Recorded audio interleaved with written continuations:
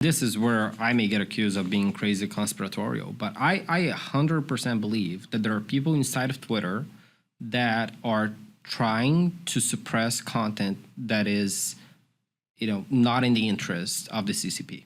I believe that fully, and I've sort of seen it happen. I have a lot of friends. I have a lot of people who are, deep in national security that have told me that, you just look at the numbers, right? Like, okay, like, this, like you have like over a million followers on Twitter. You kind of know what to expect when you say a post. Like, okay, there are certain words, and China is one of them. Yeah. That on pretty much every platform we have, if you say it and you put in the title or you do whatever, somehow it's just not that popular.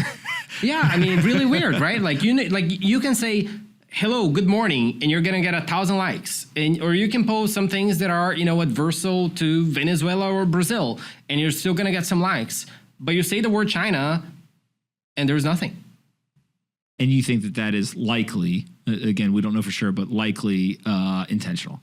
I struggle to see what are the other options. How do we solve the problem, or how do we evaluate that threat? Is it just hope that our national defense capabilities and national intelligence organizations are able to figure that stuff out? As it appears, someone along the way was able to figure out this employee that was helping Saudi Arabia at Twitter, or is it something else? Well, I mean, part of it is that we need to cross our fingers and knock the table that Elon ends up buying Twitter against his will at this point. I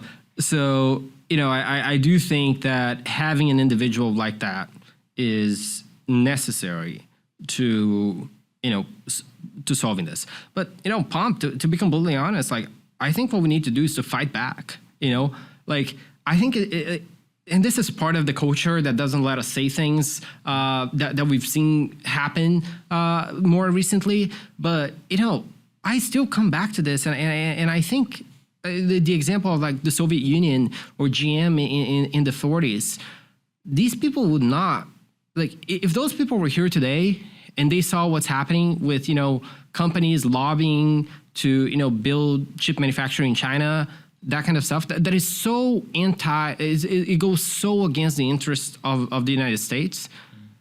These prior generations would not hesitate to call those people traitors. Mm-hmm. Right? Mm-hmm. Why are we so afraid to speak up? Like, when we look at, the example of Twitter, that, there are people inside of Twitter that may be favoring interests that run against the interests of the United States.